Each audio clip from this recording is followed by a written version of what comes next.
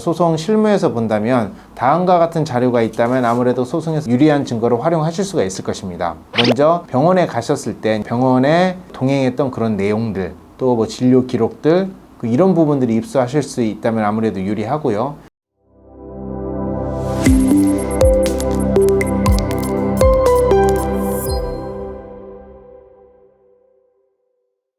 안녕하세요. 법무민더 스마트 이유리 변호사입니다. 오늘은 어머니를 실제로 모신 건 딸들인데 장남이 가까이 살았다는 이유만으로 어머니가 남겨두신 상속재산을 본인이 이제 대부분 받아야 한다, 이렇게 주장을 한 건이 있었는데요. 딸들이 이에 대해서 어떻게 대응을 해야 하는지 문의를 주신 건입니다. 부모님 곁에 살았다고 해가지고 사실 기여분을 무조건 인정을 받는 것은 아니거든요. 하지만 일부 상속인 등은 부모님 근처에 살아서 내가 자주 돌봐줬다라는 명목 하에 상속재산의 대부분을 차지하려고 하는 경우가 많은데요. 실제로 그 부모님을 돌본 가족들이 만약에 따로 있다면 사실 이게 대단히 억울한 일이거든요. 저희에게 상담을 의뢰했던 그 딸들의 입장에서도 본다면 실제로 장남이 어머니 근처에서 살긴 했지만 사실 어머니를 주로 돌본 것은 딸들이었거든요. 과연 아들의 이러한 주장은 어디까지 인정이 될 수 있을지, 또 딸들 입장에서는 어떤 논리로 반박할 수 있을지에 대해서 사례를 통해서 자세히 설명을 드리겠습니다.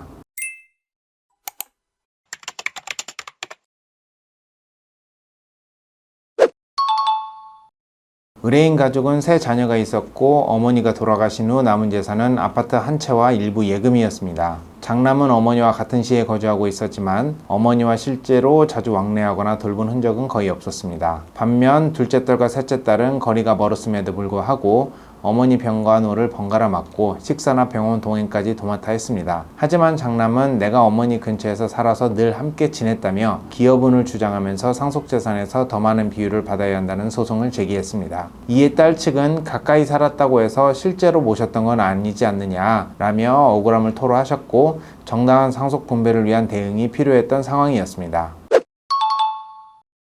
이 사건의 쟁점은 가까이 살았다는 이유만으로 장남의 기여분이 인정이 될 수가 있겠느냐, 그리고 실제로 어머니를 돌본 자녀들의 기여는 어떻게 평가되어야 하느냐입니다.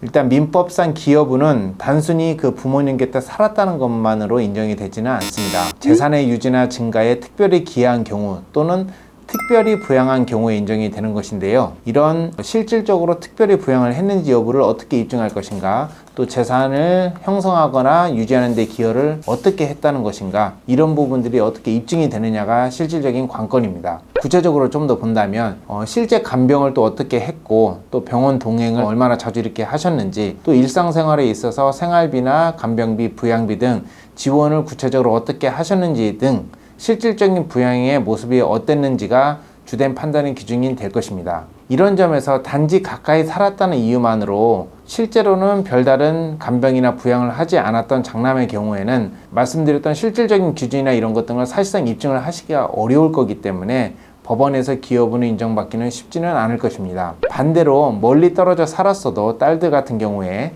정기적으로 왕래를 하고, 또 어머니가 병원에 가실 때마다 동원을 하고, 또 아프실 때 실질적으로 간병을 하고, 무엇보다 생활비 지원 등 실질적 지원을 꾸준히 하셨다는 점이 인정이 된다면, 좀 입증이 된다면 딸들도 충분히 기여분을 인정받으실 수가 있습니다. 우리 민법 제1008조의 2에 따르면은 기여분을 인정을 함에 있어서 특별히 기여한 자가 있는 그런 상속인 경우에는 이제 기여분을 인정을 하고 있는데요. 중요한 거는 이런 특별한 기여를 어떻게 입증을 할 수 있느냐 여부입니다. 소송 실무에서 본다면 다음과 같은 자료가 있다면 아무래도 소송에서 유리한 증거를 활용하실 수가 있을 것입니다. 먼저 병원에 가셨을 때 병원에 동행했던 그런 내용들, 또 뭐 진료 기록들, 이런 부분들이 입수하실 수 있다면 아무래도 유리하고요. 어쨌든 이제 병원에는 관련 자료들이 남아 있거든요. 병원에 내원한 기억도 있고 진료 기록 등도 남아 있을 것입니다. 자, 그렇다면 사실 병원을 어떻게 갔느냐 여부를 정확하게 구체적으로 입증할 수는 없을 수는 있거든요. 그때 내가 따라가는지 안 따라가는지. 하지만 실질적으로 본다면 어머니나 아버지가 병원을 사실상 혼자 다니실 수는 없을 거예요. 뭐 종합병원이나 이런 데를 간다면 대부분 보호자와 같이 가기 때문에 대부분 그 혼자 어머니가 뭐 병원을 갔다 이런 것 등을 이렇게 판단하기는 또 상식적으로 좀 납득이 되지 않고, 분명히 이제 누군가 도와주는 자녀가 있기 때문에 특정한 자녀가 어머니가 병원에 갔을 때마다 동행을 하셨다면 관련 자료 등은 이제 병원에 뭐 동원한 그 입원한 내용이나 뭐 내원한 내용 등을 해서 얼마든지 입증을 하실 수가 있을 것입니다. 또 만약에 어머니의 간병이나 관련 비용들이 많이 지출이 되었다면은, 특히 자녀가 지원을 했다라면 자녀의 카드로 뭐 결제를 하셨을 거기 때문에 어쨌든 지속적으로 현금 출금 내역이 있다면, 어느 정도 소명 가능한 정황 정도라도 나타난다면 충분히 뭐 입증을 하실 수가 있는 것이고요. 또 간병을 위해서 사용했던 직접적인 영수증 같은 경우에는 오히려 또 좀 입증을 하는데 좀 용이한 방법이긴 합니다. 부모님을 실제로 돌봄을 하셨을 때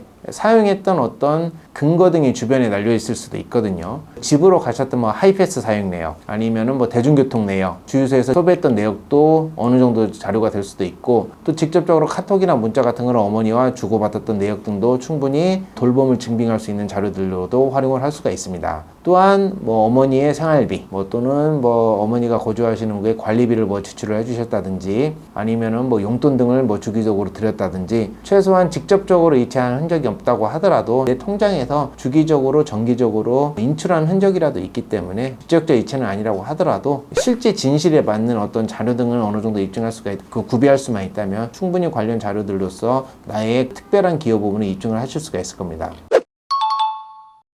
반면에 이 사건에서 그 장남처럼 단지 주소만 근처에 있었다고 해가지고 그 사실 자체만으로는 기여분이 당연히 인정이 되는 건 아니고요. 만약에 근처에 계셨다면 어머니를 주변에서 좀 잘 돌봤을 가능성이 아무래도 좀 더 용이하겠죠. 근데 실제 그렇게 했느냐 안 했느냐가 중요한 것이지, 단지 가까이 있으면 인정이 되고 가까이 살지 않으면 인정이 안 된다, 그냥 같이 살았다면 같이 산 것만으로도 인정이 되느냐, 또 그런 거는 아니거든요. 아무래도 생활비나 이런 측면에서 부모님을 부양할 가능성이 조금 더 크지만 어느 정도는 당연히 입증이 되어야 그 기여분으로 인정될 가능성이 더 높은 것이지, 단지 같이 살았다는 것만으로도 인정이 되기는 뭐 쉽지는 않을 것입니다.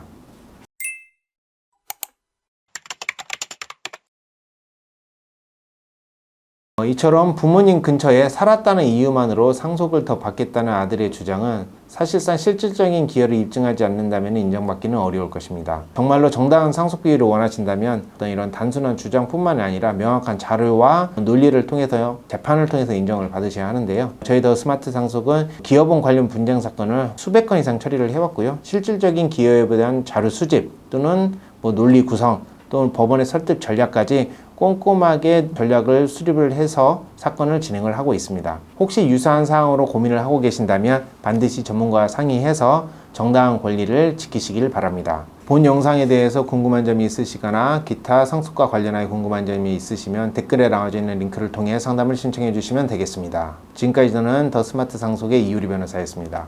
감사합니다.